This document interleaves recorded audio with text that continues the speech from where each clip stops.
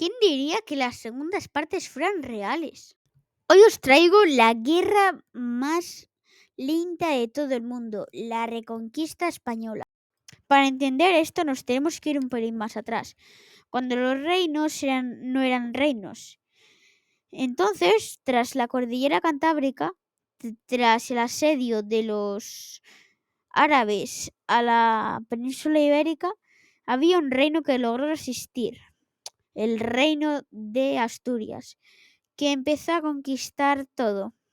Empezó por Galicia, conquistando La Coruña fácilmente.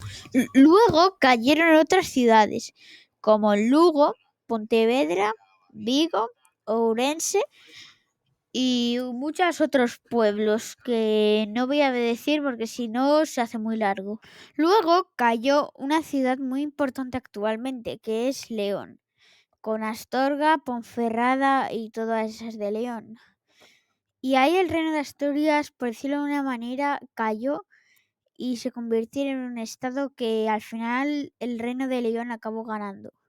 Y por eso a partir de ahora lo van a llamar el reino de León. Pero antes que ocurriera todo esto, Francia o el Imperio Carolingio hizo unos condados para protegerse de los árabes y crearon los condados catalanes, que conquistaron Girona antes que León y Barcelona en el 801, por lo cual este es un frente casi olvidado. Otro frente que también está un poco olvidado fue el frente de Navarra, en el que prácticamente la alianza casi no avanzó, por lo cual se quedó una forma muy rara por ahí que entraba hasta Navarra. Luego cayeron ciudades tan importantes como Oporto en el 866, Zamora en el 893 y ya unos años después cayó Soria en el 1080. En estos tiempos se crearía el Reino de Portugal, cuando cayó Coimbra, Toledo, Madrid y otras ciudades más pequeñas, obvio. Después de todos estos idas y venidas se separaría el Reino de León en el Reino de Galicia, el Reino de Castilla y bueno, el Reino de León, que esa parte se separó, pero bueno.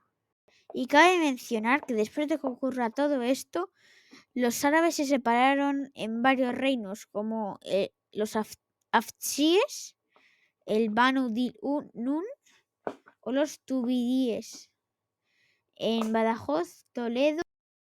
Luego, en el 1100, caerían ciudades como Tudela, Zaragoza, Lérida, Tortosa, Cuenca, Lisboa y todas esas zonas.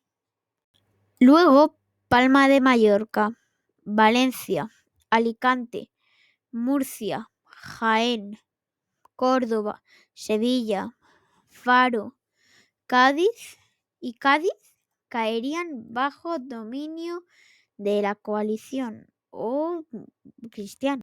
Y también te tengo que decir que Aragón empezó a invadir las dos islas de Italia y Nápoles, que es el sur de Italia, que aunque no sea la reconquista de la península ibérica, al menos hay que mencionarlo, ¿no?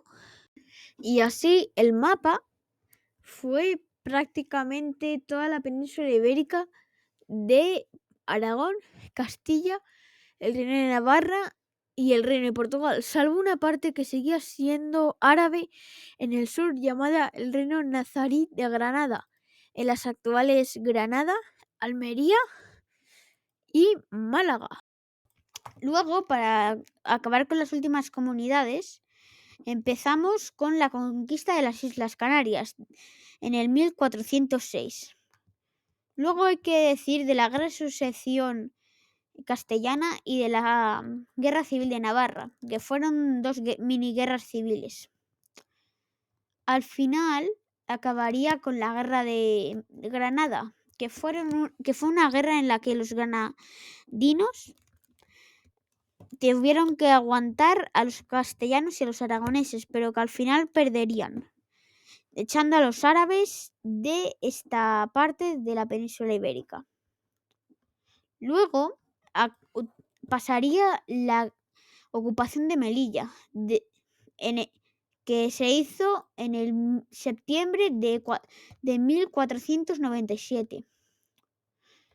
Y ya por último, la Guerra de Navarra, de 1512 hasta 1524. Pero ya no estamos yendo muy lejos, ¿eh? Así que hasta luego, ¿no?